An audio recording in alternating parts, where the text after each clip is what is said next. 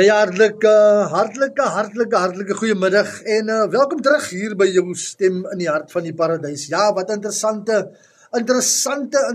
song daar, interessante lied, as ek het self moet sê, 24 minute oor 'n uur van 1 uur, ingeskakel by die program, dis nou die lunchprogram, en saam met my in die ateljee het ons niemand anders as Bernice Kogane. Bernice, hartlik goeiemiddag aan jou, suster. Hoe gaan dit? Goeiemiddag aan die lunchprogram, manne, en goeiemiddag aan al ons luisteraars. Yes, altyd goed om jou te hê. Dankie dat jy dit oorweeg het om weer terug te kom en daai bemoedigende saak te doen vir ons, man. Hoe sê jy? Wat is die naam van daai saak? Bly dit nog dieselfde? Wisdom and word. Pragtig. And what is that wisdom and that word today? Dit is vir my 'n voorreg om terug te wees en ek dink vanoggend en ek dink dit is sommer ons wisdom en word vir vandag.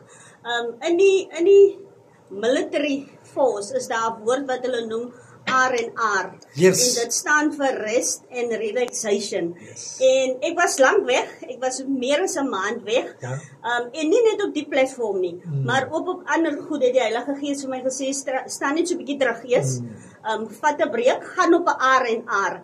En selfs ek was genooi om te kom praat en ek het nee gesê want die Gees het vir my gesê, vat 'n breek. So my woord vandag is dat ons moet confident genoeg wees om 'n platform te verlaat en te weet, as dit vir my is, sal ek weer teruggaan. Ons moet ook weet en gehoorsaam wees wanneer die Gees sê, vat 'n breek.